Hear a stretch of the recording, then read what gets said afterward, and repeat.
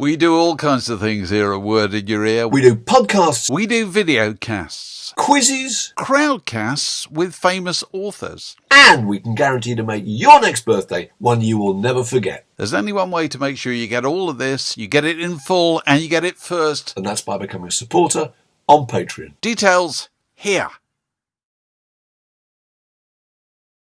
Word in Your Attic, a Zoom with a view. Hey, welcome to another Word in Your Attic. We're delighted to be joined by columnist, writer, editor, and home educator, I think it's fair to say also. Kate Flett. Hello, Kate. How are you? Hello, Kate. I'm very good, and I'm delighted to be here. What a thrill. Where are you? Where do we find you? I'm in St Leonards-on-Sea. Oh, right. Which is the Hove of Hastings. For people who need some help. So, meaning what? That there's quite a few funky delicatessens and artisan bakeries. All of that. Yeah. But basically, if you're looking at the south coast and you're looking at a town, it's also to the left of the better known Hastings. Right. Yeah. With an indivisible join, you know. Right. Do you get a sea view and so forth where you are? No, my life is sort of going in reverse. So when I moved down here from London, DFL in the zeros, with a small child and so on, I of course moved to the dream, you know, the house with the sea view. And then every 7 or 8 years since then, I've moved further and further inland, closer to Asda, because, you know, the sea isn't going anywhere, and if I want to find it, it's at the end of the road. So no. Okay. So I mentioned you're involved in home education. You got one who's just gone away to university. Yeah. And then you still got one at home. How's that going? I will say that the schools really need to reopen quite soon because the profession, I mean, hats off. My respect for teachers knows no bounds. Absolutely. I'm not so much a home educator because he's not 6, he is 14, but I am a head teacher / dinner lady / TA, you know, sort of what lesson are you meant to be in now? Right, you know, all of that. Yes. Shouldn't you be somewhere else, Sonny? Yeah. Exactly. So you don't have to test him on his revision and all that kind of stuff. You just have to make sure he's in his room looking at a screen. Some of that, and then sneaking in with a cup of tea and removing the phone, you know, because he's obviously on YouTube simultaneously. But Yeah. I think it's, you know, I can make light of it. Some of it is funny. I will look back on it with a sense of what was that about. Yeah. Those are not where my skills lie, I think it's fair to say. Although, frankly, I've no idea where they do lie currently. I think we've all slightly lost the plot. So you're telling us you've remodeled your kitchen during lockdown because you were using it so much. Well, precisely. So I had my two teenagers at home at that point, and plus I inherited another free-range teenager who was an expat lives in the UAE. Oh, the borders closed, and he couldn't get home. My elder son was a boarder at that point, so he said, "Mum, can I bring like my mate?" And I'm like, "Yeah, no worries." Can he stay for 10 months? That's right. 3 months, yeah. Right. 3 months. I mean, that's incredible. 3 weeks. Lovely lad, thank God. You know, absolutely delightful. Now my sort of, you know, secret extra son. But there was a lot of cooking. 3 teenage boys in the house. My God, they eat. Oh, absolutely. Yeah. Oh God. We've been through that. Don't you find it's funny? I want to see if your experience is the same as mine. Is when your children, your teenage children, whatever, when they introduce a mate or a girlfriend or boyfriend or whatever, you're suddenly faced with something you never had to deal with before, which is a teenager in the house who really likes you and wants to talk to you. Absolutely extraordinary, yes. I have a pretty good relationship with my guys and we're quite chatty, but of course there is always that point where the door closes and, you know. Yes, come no further. And because everyone's parent is completely uncool and uninteresting, and everything they do in life is tedious and boring beyond all belief. It was extraordinary to have a young man who has grown up in an entirely different setup to my guys, actually hanging on my every word. You know? It's the Harry Enfield sketch, isn't it? Really, It's Kevin the teenager. It's Kevin, it's got to be incredibly respectful to the parents of your Mrs. Patterson. Hello, Mrs. Patterson. Oh, Mrs. Patterson, that's right. Exactly that. And he's really embarrassed. But I will say there is a time limit to that. So after about 6 weeks, it was all normal, you know, like he really was my son and I had known him for 18 years. Yeah. Okay. You know where the dishwasher is. You know, that kind of. Oh dear. So have you been using this time in lockdown to, as many of us have, to conduct a kind of audit of your old possessions and think, why do I have 4 of this? You know, am I pleased I hang on to this? Yeah. Have you done that? I found it very cathartic when I was refurbing the kitchen in the last lockdown, nearly a year ago.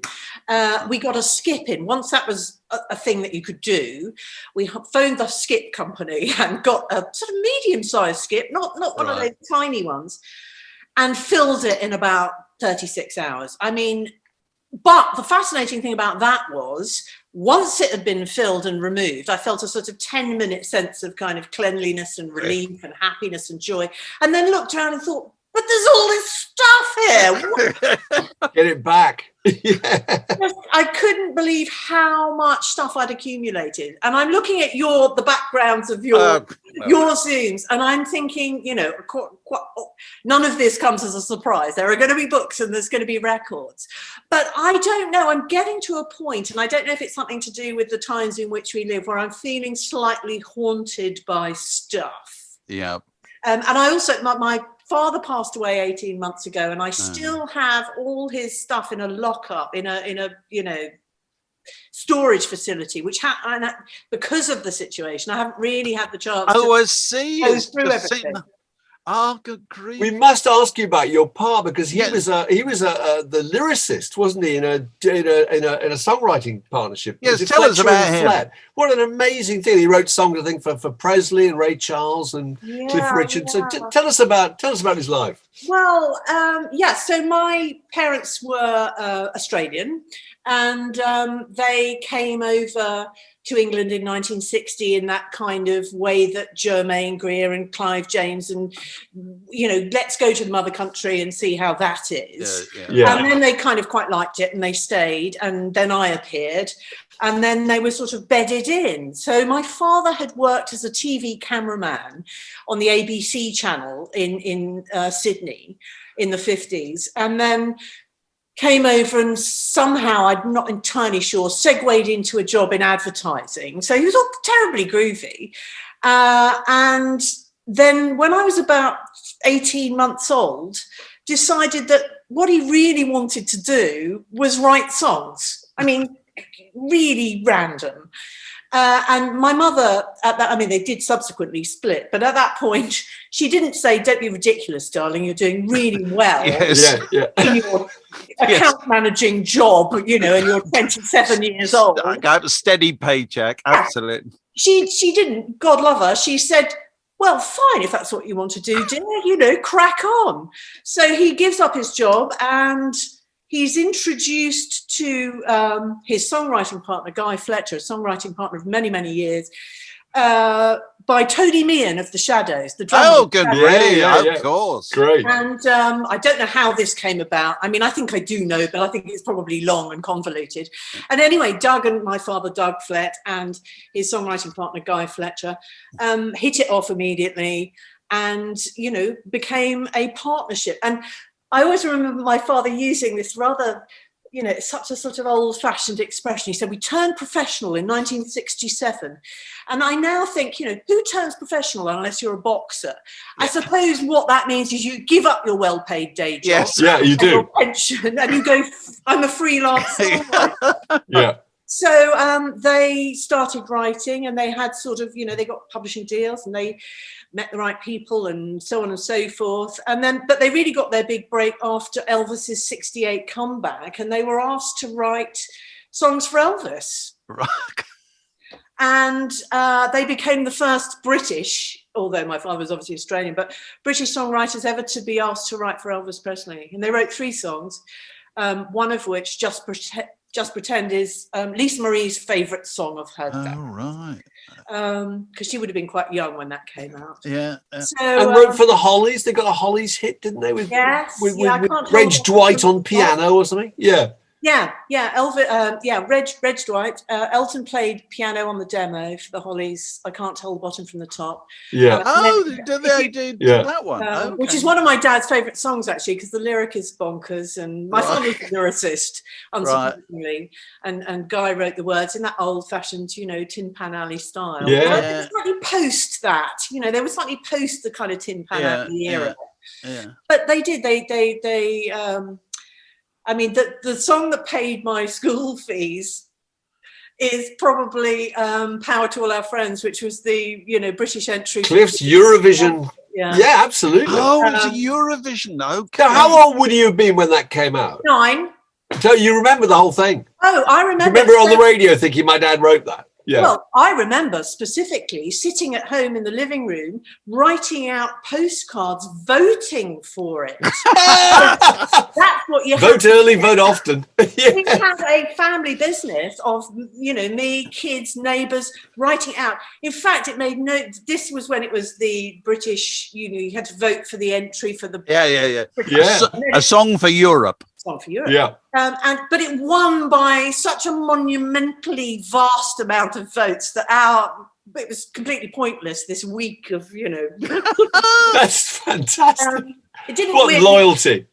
Yeah, well, you got to do what you got to do. But so it didn't win the overall Eurovision. Did they ever? Do you remember them around the house composing or not? Did you ever see the process of them songwriting? Very much. I mean, not our house because it was quite tiny, that house. Yeah. At the time, but I very much thought, until I was probably about 9, actually, that everyone's dad went to work by walking down a corridor with a large ashtray and a mug of tea and sitting in a very small room with a bloke with a piano. Yeah. I just thought that was completely normal. It was only when I discovered that other people did other jobs that I thought, okay, this is quite unusual. Yeah. What have you done today? Oh, I've got a song. It's like, okay. Amazing. So you're saying that you've got all this stuff in a lockup? I mean, loads in a lockup. All his vinyl, which I can't quite begin to get my head round going through. A lot of it. A lot of vinyl. And also some of the sort of, gold discs and so on and so forth. But I do have. Oh, what you got? This one, what? This is the most recent. Oh, lovely. Fantastic. So this was a gold disc from 2016, and it was the Wonder of You album where they did it with I think it was the RPO. They did Elvis tunes for the RPO. Right. Okay. He actually got presented with this, he and Guy, and it's like their most recent, which is lovely. Oh, very good. Oh, that really is. Yeah, so that's kind of nice. And then I've also got some sheet music from one of his other songs, The Fair's Moving On. Oh, wow. And that one, I've scribbled on the top here when I was a little kid, and I remember getting told off mightily for that. But yeah, so that's kind of nice to have. Oh, very good. Elvis looking very Elvis-y there. Yeah. So what was playing on the record? What kind of music was playing when you were growing up then? Can you remember in the house? Yeah, I mean, lots of different stuff, really. I mean, my dad was a big jazz fan. That when he was a youngster, that's what he loved. Yeah. So there was always a lot of that. But there was also Bob Dylan, who was my father's absolute passion. And it's not, and I confess this with a degree of guilt, it's not a passion that passed on to me. I don't know why. I'm all right with Blood on the Tracks. You look very embarrassed to be saying this to me and Dave. I am. Notoriously, boringly obsessed with Bob Dylan. Like a real social faux pas. But you would be. Also, I've got a theory about Bob Dylan, and it doesn't really hold true when you go too far. Yeah. But it's a bloke. Bob's a bloke thing. No, I don't agree with that, actually. No, well, there you go. No. I'm married to somebody who one of the first records she ever played me was a Bob Dylan sound check, Melbourne, Australia, Wow, 1966, which starts with him tuning his guitar. I thought, that's the deep end. Yeah. Well, that's the woman for you. I mean, Yeah. clearly, I get that. It didn't translate, and I don't think it translated to my mum either, who was a big fan of sort of Neil Diamond, John Denver. That was her. She wasn't very niche, but we did collide on the Beach Boys. Right. And the Beach Boys, I think, was my first sort of understanding of how populist music could be extraordinary, if that makes sense. Right. How it could sort of transcend. Also the Beatles, but to a slightly lesser degree, weirdly, because I think the Australian part of my dad felt perhaps slightly more connected to the Beach Boys, to California than Liverpool. Yeah, I never sort of quizzed him particularly on that. But I get a feeling emotionally that was something he felt more connected to, the surf, Was he a big Bee Gees supporter then?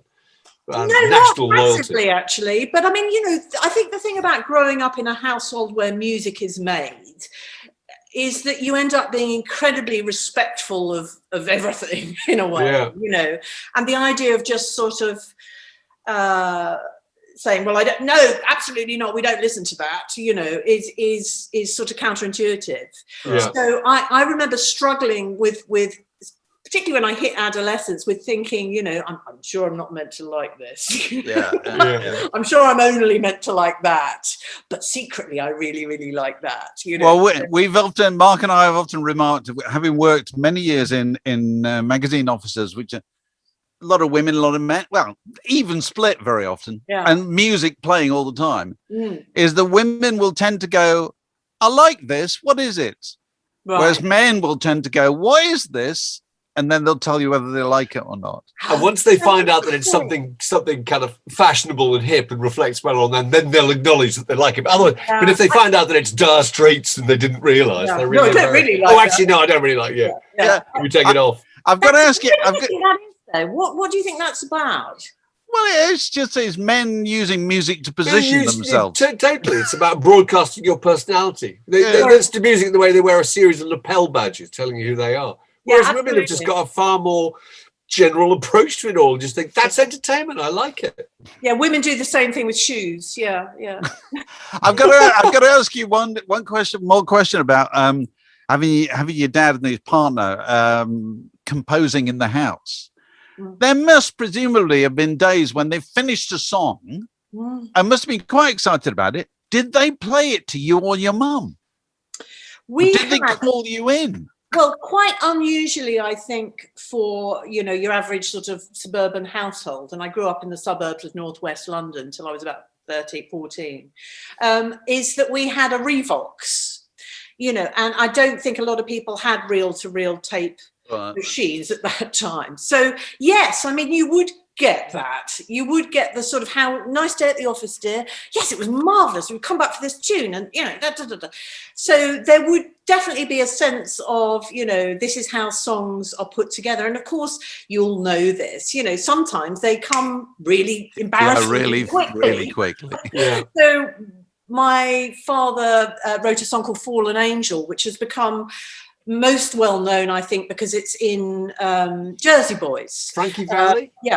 Recorded by Frankie Valli, who didn't do the best version of it, to be fair, but it's a song that means an awful lot to Frankie Valli because he associates it with a period of time when his daughter passed away, and he loves it very deeply, and that's how it kind of ended up in the show, and it plays a very pivotal part in the show, sort of emotionally. It's a driver. But I remember him telling me about that song. In fact, I interviewed him for The Observer about the process of writing that song. And he said, it just came, boom, just once you got the title, he would always need the title. And he said it just came in the moment when they're, you know, guys riffing on the piano and the lyrics just come and it's like automatic writing. And I think we all know, we've heard enough artists talking about the fact that, you know, those special moments do just seem to come slightly from somewhere else, you know, and yes, they always claim to be a conduit, as if they're receiving this from some giant divinity in the clouds. Yeah. And, you know, which is a lovely idea, but it doesn't, it rather takes away, I mean, the romance of that rather takes away from the sort of graft of just the day-to-day kind of, this middle eight is not working, I'm gonna nail it, you know, which is obviously would be 99% of the process. But yes, that's the long answer to your very, very short question. He did occasionally come home and go, listen to this, you know. Because he must have feared that first performance, because you know, to play something to your daughter or your wife, you're always going to know whether they're lying to you. Well, not lying is not the right word, but they'll sincerely respond, won't they? I suppose so, yes. They won't spare your feelings, will they? You get the unvarnished truth. And when I was a very small child, the tunes the songs I loved of my father's were the kind of things that you would expect a young kid to love. You know, I liked the more simplistic songs, which didn't necessarily make a mark on the world, but with tunes you could whistle, presumably. Do you want to see my first ever song? Yeah, go on. We do. Go on. So I don't know that I actually went to the shops and bought this, but I know that I was involved in the process of its acquisition because I needed to have it. And it is Alexander Beetle by Melanie. Oh my goodness. That's amazing. What year would that have been? 1968. Wow. So I was Good Lord, that's amazing. And here it is in its original sleeve, which I doted on. And all the lyrics, because it's an AA Milne poem. Oh, I see. Of course. All the lyrics are written here. And I used to pour, I could read by the time I was 4 rather precociously. But anyway, I just used to pore over these lyrics. And they're just, I mean, I don't know if you know it, but it's well worth, it's on YouTube. You can find it. Go on. But the first few lines, I had a little beetle, so that Beetle was his name, and I called him Alexander, and he answered just the same, and I put him in a matchbox, and I kept him all the day, but Nanny let my beetle out. Nanny let my beetle out. She went and let my beetle out, and Beetle ran away. Oh. And on it goes. There is a happy ending. You can see why a 4-year-old would be attracted by that wonderful kind of nursery rhyme lyric. It's brilliant, isn't it? And I think the lyricism of it, I really enjoyed. And I was the big AA Milne fan, and we were very much a Who family. You know, there was a lot of Who. And so I think my way into understanding music was slightly kind of, you know, left field like that. Childish, innocent. What was your teenage passion? Musically, you mean? Yeah, were there any posters? Were there any posters on your bedroom wall? Oh my God, yes. What sort of things? Paul Simonon. I mean, we're leaping a few years ahead. Go on, all right. And Bowie. Right. That was it, really. I mean, it was David Bowie, and then it was The Clash. Yeah. Right. I mean, there were other things in between, but in terms of visuals, a lot of Bowie. And I mean, they were my obsessions, and that was the point, really, I suppose, when I kind of could see myself diverging from the family path, you know. Right. There were those glorious moments where I would put on, I mean, obviously we're several years ahead here. My first gig was not The Clash. I think my father went to The Damned at the Roundhouse, which I believe is technically the first ever punk gig. Oh, really? Because one of his mates published them. So he ended up by default being infinitely cooler than I could ever be. At the time I should have been that person. And I think I remember seeing him and he went, not sure about that stuff, really. And I thought, yes. And now, you know, there can be the chasm can develop between us that must do. You know, we can't sit there agreeing about music for the rest of our life. It would be a nightmare. No. So, you know, I think the point really, you know, by the time we got to sort of that, you know, I'd be sticking that on the record player, and my father would be going, no, I don't really think so. Well, not really doing it for me, you know. My father wouldn't let me play my records in the record player because he said it damaged the stylus. It's a brilliant way of trying to keep it, because we only had one record player. You know? Yes, quite. It would damage the stylus. Yeah. And what would have that been? What was that was damaging the stylus? Oh God! And that time it would have been probably Beetle, Stones. You know, Kinks. Kinks was his big hate. Loads to Kinks. Kinks. Yeah. He couldn't bear their long hair and their kind of you know. Look, I've got an advanced. Oh wow! Oh wow! Do you know, I was only thinking about those the other day because, God, I remember seeing records with that big A. Now, did the A indicate advance, or did it indicate the A side? What's on the other side? Does it have a letter? My name. Okay. Right. I think the A indicated the radio, the plug side, you know, the one they wanted to play on the radio. Hey, this one. And I used to have a mate, his father worked for the BBC in Leeds. He used to occasionally have these records with an A. And I used to think, my God, that's so exciting. And Elvis Costello's dad, Ross McManus, used to get them also to learn the tunes to sing on the radio. Yeah. So you were immensely privileged if you got a record with an A on it. To have this, and in fact, I'd forgotten I had it until I started looking stuff out for you guys. And it's got the date on it as well, 12th of June, 1970. I mean, it couldn't be more archivally. What is the single? What's the record? Lola. It's Lola. Oh, fantastic. And this is an important record. So we hopped over to the Clash and Bowie and all of that. Right. Prior to them, this is the first song. So I was 6. I was 6 when this came out. And I remember loving this song on a visceral musical level, but also as the daughter of a lyricist, really struggling to understand what this story was, what was going on here. And, you know, it was fascinating to me. I mean, you know, I had no sense that there was a world where these things could occur. No. And in fact, it took me many more years to actually understand the subtext and what was going on in Lola. But it remains one of my absolute favourite. Anything by the Kings, actually, but this one in particular. Because the funny thing is that Ray Davies had to cross the Atlantic twice to redo the vocal, didn't he? To replace Coca with Cherry. With Cherry, because nobody talked about the sexuality of the record or anything like that. It was all the BBC was only bothered about the advertising angle. Yeah, that's astonishing that you think today, if you just want to change one word in a record, you could just do it as we are now, sitting in your kitchen. Yeah. The idea that you had to fly 7,000 miles to sing one word. It's absurd. I know it is.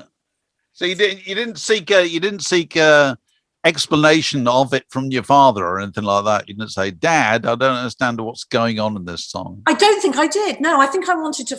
I mean, first of all, I just listened to it and I learned the lyrics, and then I started to think about the lyrics. And then I thought, I just don't understand this. And my father was not the person I was going to go to find out. You know? I don't remember when I did find out, but there was certainly quite a long gap. You know, it was much later in the 70s. Yeah. So what else you got there? What else have I got? Well, I've an alarming amount of singles, really. Right. I mean, this was another thing. I think 68 to 70 is when I found my musical feet. So I've also got the Edwin Hawkins singers, Oh Happy Day. Oh, Happy Day. Oh, good Lord. Yeah. I absolutely loved, because it's one of those amazingly joyous songs. I mean, it's incredible. So that was a big favourite. And that is 1969. Right. So you're still, however old, 5 notes? I was 5. I mean, that was the moon landing year, wasn't it? Yeah. And that's one of my first sort of really kind of, I don't know about you, but I divide the world into people who are old enough to remember the moon landing and people who aren't. I suppose. Obviously gets longer and longer, as time goes on. Yeah. But my partner, for example, is a little bit younger than me. He was born in 1967 and he can't remember the moon landing. Wow. But I can. So, So 69, Oh Happy Day, moon landing. I mean, it was, and there was some good music around. But there was also, this is 1968, but this was the theme from the TV show Belle, Sebastian and the Horses, which was my most favourite television show. And I obviously badgered my dad to get me a copy of the theme. I would sing it to you, but you'll be grateful that I don't. Sorry, the series was called Belle. It was a French show. It was. Is that where they just? I didn't know that. Is that where Belle and Sebastian got the name from? Presumably. Belle, Sebastian, and the Horses, and the show was called White Horses. Oh right. You might want to Google that one. It's very shoegazy, really. It's Right. very, very soppy and French. Yeah. In a very 60s way. And then we leap on to 10 years later, and it's that, this is White Man in Hammersmith. The Hammersmith Ballet, yeah. In its original sleeve, happy, oh wow, good condition, with my name on the back, so I have owned it all my life. So there was a sort of moving away in the 70s via things like T-Rex and Elton John. And, lots of stuff I loved. The first gig I ever went to see was Sailor. Oh, wow. That's some good records. Yeah. That's an authentic sounding first gig, isn't it? Exactly. I would love to pretend it was something much cooler, but it wasn't. My dad. It's become a running gag on these things that people say their first album was by Captain Beefheart or something. Actually, it was the Wombles or the Rubettes. Completely. Yeah, exactly. Yeah, I'm sure I had the Wombles. Mike Batt was a great mate of my dad, so there would have been Wombles as well. But yes, Sailor was my first gig. I sometimes pretend that it was. What was the show with David Essex? Godspell. Yeah. I did go to see that, and I did think it was a gig because I was sort of too young to know otherwise. But then I kind of subsequently realised that was actually theatre, because Sailor was a proper gig with people, waving their arms and. Where was Sailor on? It was at a theatre. I remember a very baroque and rather lovely theatre. But I don't know which one it was. It'll be out there on Tinterweb somewhere else. Yeah. This was London, wasn't it? You were brought up in London, right? Yeah. So it was a while before I did see the Clash, and I did see them at the Hammersmith Palais, but that was several years later. Right. There were plenty of uncool years, So where did you go? You go to university? I didn't. No, I went to nightclubs. Oh. And the University of Life, etc. And you will recall that you could just about get away with doing that in those days. So I did my O levels in 1979 when I was 15. I was a year ahead at school for reasons that the school sort of immediately regretted, but by then they'd committed, Right. So I couldn't go into the sixth form. I couldn't go to sixth form college because I wasn't old enough. I mean, it was ridiculous, So I sort of, that year, 1980, I was killing time at my school, wanting to go to sixth form college, completely losing the will to live in terms of work and being interested in A levels. And that year was key. So 1980, I kind of lost it. I did subsequently go to sixth form college, but by then it was all bets were off, really. Right. So I didn't really distinguish myself in my A levels. And my father was like, well, you'll need something to fall back on. So he sent me off to Pitman Secretarial College. What? Can you do shorthand? Yeah, shorthand and typing with a keyboard with no letters, all of that. Oh, fantastic. So, best thing ever, really, frankly. I'm sure. Very handy. I wish I'd learned to type. I still can't. Never too late. So that ended up being quite useful. And then my first ever job at 18 was being a really rubbish secretary, working for a mate of my dad's, Peter Barnes, who was and is indeed Pink Floyd's publisher. Right. And He also published The Damned and The Specials and Elvis Costello and a whole bunch of people. And he very kindly, God love him, thank you, Peter. I might send him this link, actually. He gave me a job working in his office. And so I sort of did that. And I rattled around for a bit. He sacked me in the end because I was rubbish. And I rattled around. This is the mate of your father's who fired you. Yeah, but in a very kindly way. You've got to do something pretty bad if your father's mate. I've sacked your daughter. I wasn't terrifically good, what with all the clubbing, at getting in on time in the morning. Yeah. And I had a long history of relentlessly getting sacked from jobs, really, frankly.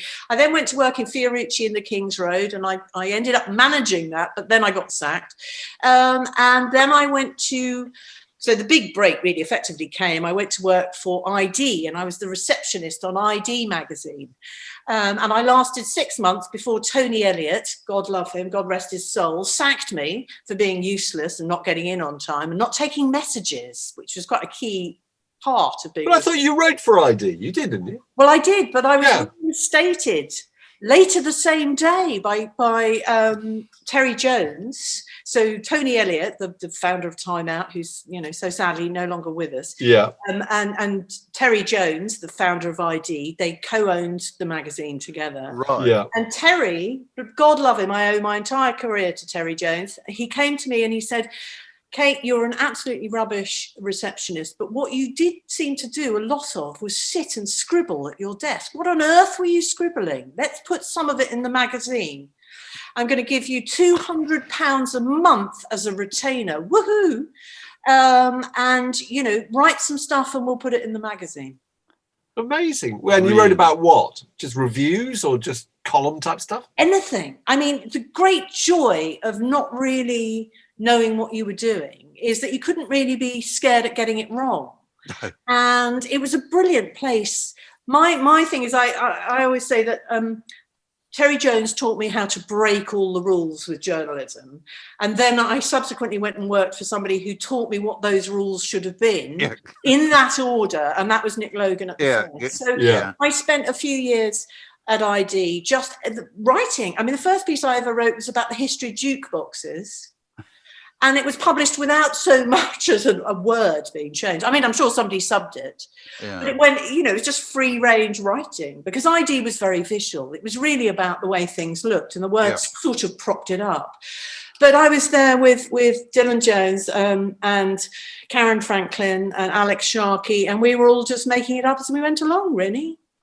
So this is early 80s? This is 84. 84. 84. I mean, and then, thanks to Terry, I just loved it. I loved it. I love magazines. I've always been passionate about magazines. I had no idea how you got into them. No. There were no, journalism degree courses. Whereas there are now, and there are no magazines. Well, precisely. But the great joy of that sort of early, mid-80s, being able to sort of learn on the job. I mean, literally learn on the job with 2 rubbish A-levels and being given a chance just by dint of the fact that you put in a 12-hour day and was super keen and would go anywhere and do anything. Yeah. And I remember thinking, I love this and this is what I want to do forever and ever. And shortly after that, I applied for a job at Smash Hits and didn't get it. Oh, God, I didn't know. Who was the editor then? That's a very good question. Who can we blame? Who can you blame? No, who would have been the editor? We had Barry McElhenney on this recently. He was talking about the time he turned down Vic Reeves, didn't he, Dave? Yes. Vic Reeves applied for a job. He just said, no, that's not working. Sure. I know the right decision. Somewhere. I've got the letter somewhere. Very lovely letter. I mean, maybe it was Barry. I don't know. Would have been 86, 85. Oh, that's probably me. I was there in 85. A very nice letter saying, no, you've done... They asked me to do a review, and I reviewed something, and I did. Anyway, I didn't make the cut, so that's fine. Then things could have gone very differently because I applied for a job in the press office at Parlophone. Oh, wow. Which would have been, I suppose, Murray Chalmers would have been there by then. But anyway, so I didn't get that one either. So then I thought, okay, well, it's got to be third time lucky. And then I heard via a mutual friend, because obviously the face and ID were quite, we had a lot of crossover. That the face were looking for somebody, because my friend Kimberly was being promoted to features editor, and there was going to be a gap in editing the front bit of the magazine. And I thought, that sounds like my kind of gig. I'd love that. So I went to see Nick and got the job. Nick Logan, I'm talking because I know that you know all these people. We do. What kind of people were on the cover of the Face then? 1987. What kind of people were on the cover of the Face around 87? I'm trying to remember now. That's a very good question. Post Adam, isn't it? Bowie? No, not Bowie. Not George Michael. George Michael, probably. And then still some quite sort of themey covers, quite sort of visual, sort of, like Japan, the Japan issue, or God, I should be able to reel them off, really, shouldn't I? But particularly as I was working on them. But quite a mixture of things by then. I mean, I think at that point the Face was becoming. It was absolutely entrenched as the sort of epitome of cool, and was possibly slightly past its kind of absolute, best of coolness, and was becoming slightly more alert to the pressures of PRs and all of that, and sales indeed, like wanting to sell more copies, which is absolutely. It's really. I talked to Nick a couple of years ago, and he said, it was quite interesting, the sales thing. He said that the mistake I made, well, not that Nick made any mistakes. I mean, because the whole thing did terribly well, and the Face and Arena and all that. But he said the only thing I wish I hadn't done is you should never have gone on the ABC, which is the official circulation measure. He said, because nobody cared anyway. And whereas once you're on the ABC, once you're on it, you can then go down to it, and then advertisers can come to you and say, "We're going to pay less." The great mystery about the Face was you never knew what it sold, and you didn't care. It just was hip and fabulous. It just was what it was. Until you start competing for ABC figures, you're in the same game as everybody else. Absolutely. Whereas that's a very astute point by Nick. Whereas they were all obsessed with it, but as you correctly observed, nobody else really gave a monkeys. But I mean, my gosh, what a great place to be, and I was so fortunate, because the loveliness is that and it's upstairs in my study, but I forgot to bring it down this morning, but I bought the first copy of The Face in 1980, and I still own it. It's got the crossword. Oh, is that the one? Is it Jerry Dammers on the cover coming up the stairs? That's right. To the Face office, literally snapped on the stairs. And when I bought that copy in W.H. Smith in Watford, I just remember thinking, oh my God, this speaks to me, I'd been a reader of the Inkies. I'd read the NME and sounds and stuff devotedly for years, and that was partly as a function of the fact it was in the house anyway, because of your dad. So it was something I was aware of. I didn't have to find, but the idea that my interest in music could collide with my interest in shoes and be in colour and have nice photographs. I mean, that's the genius of Nick, obviously, coming from the NME and then, doing all of that as well. So it was a wonderful place to be working in the 80s, and very much that same as ID, that sort of DIY ethos of you could get all the staff, famously, as Nick always said, in the back of a London cab. There was none of this Condé Nast 10th assistant shoe editor. Vice president of Garters. Well, it was, those first issues were actually produced in one room down the bottom of the Smash Hits office, weren't they, Dave? Yeah, absolutely. Yes, in the evenings. After they put the other one to bed. Absolutely, all of that. Well, Nick was. I was trying to get Nick to come on one of these. He said he was. Good luck with that.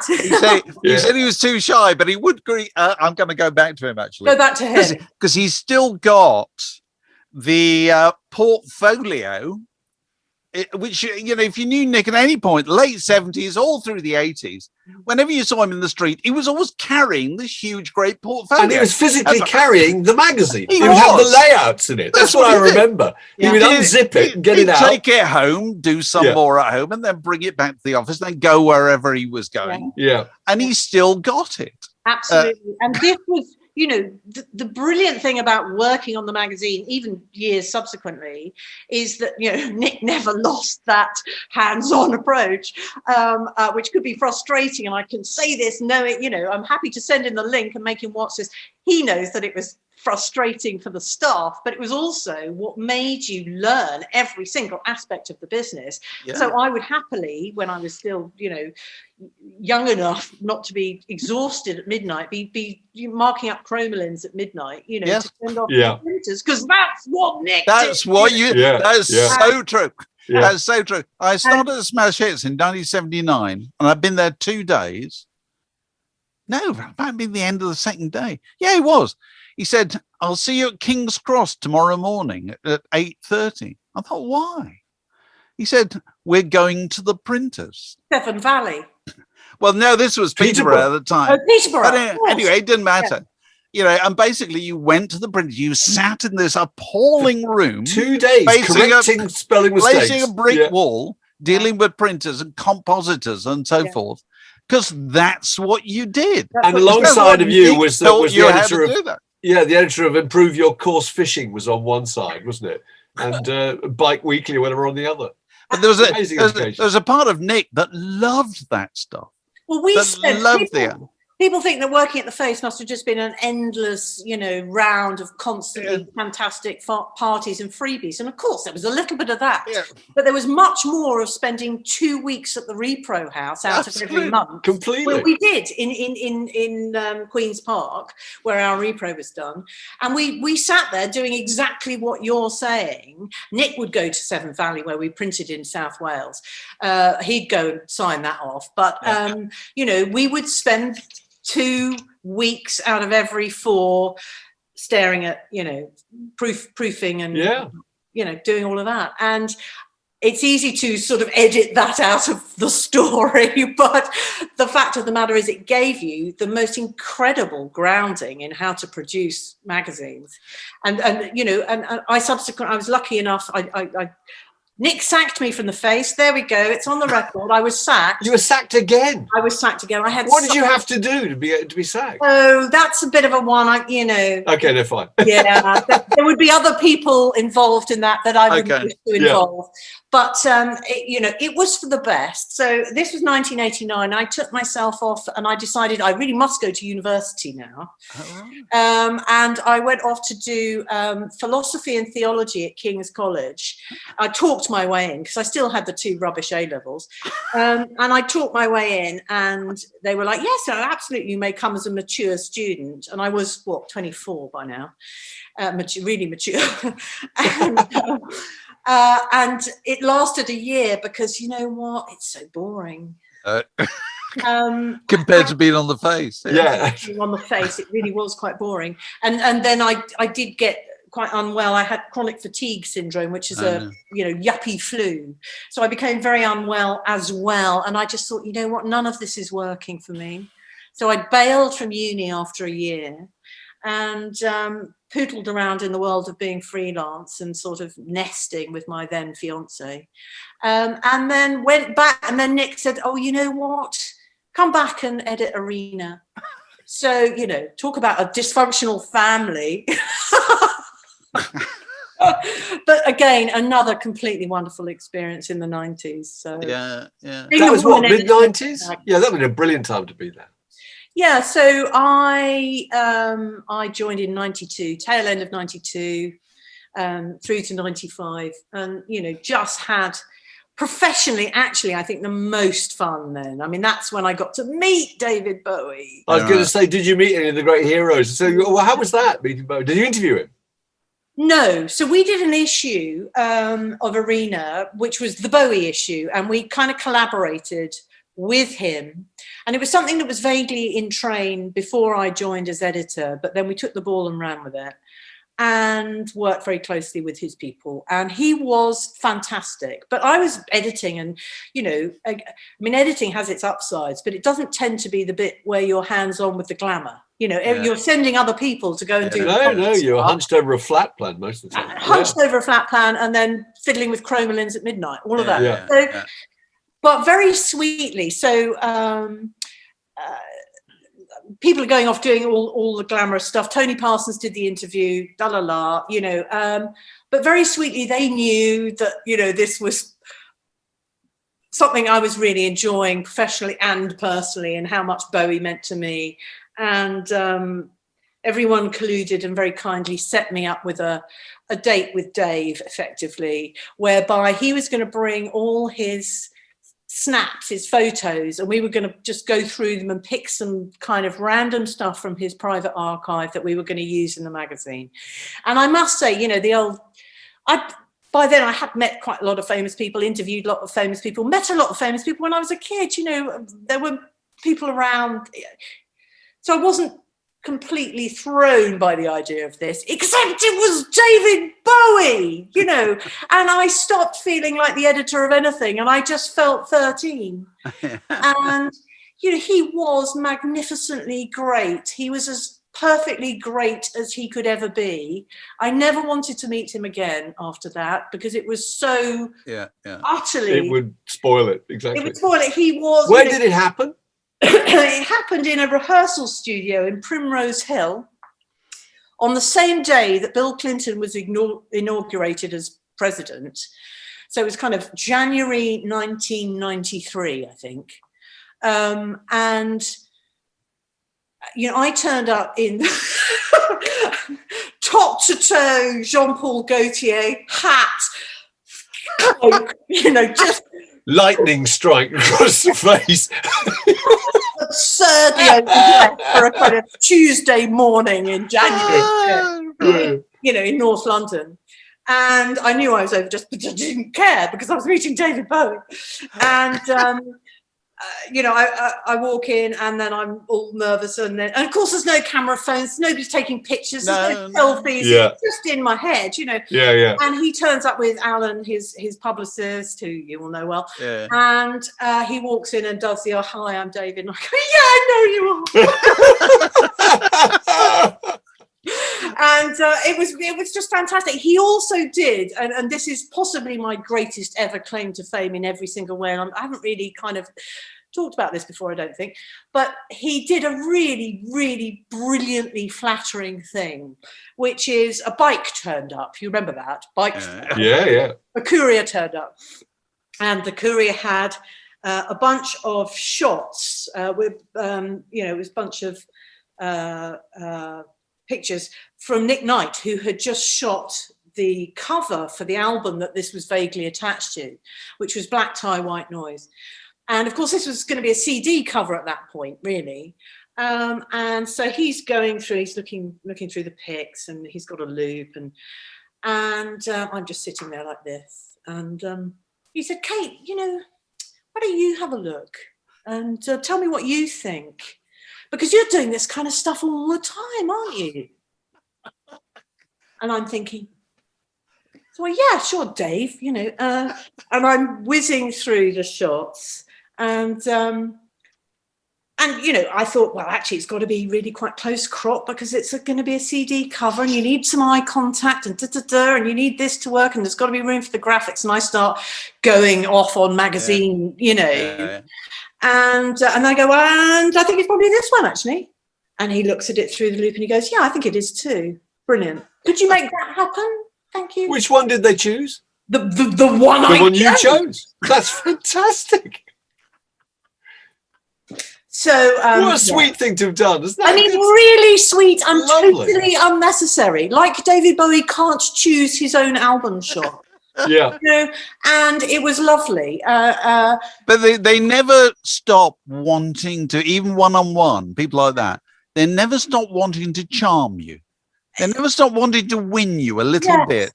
It's just he already won me in 1973. I know, but still, a little bit extra just helps. It was a magnificent example of there was part of me that could sort of tell it was a performance, but actually there were people in the room at that point.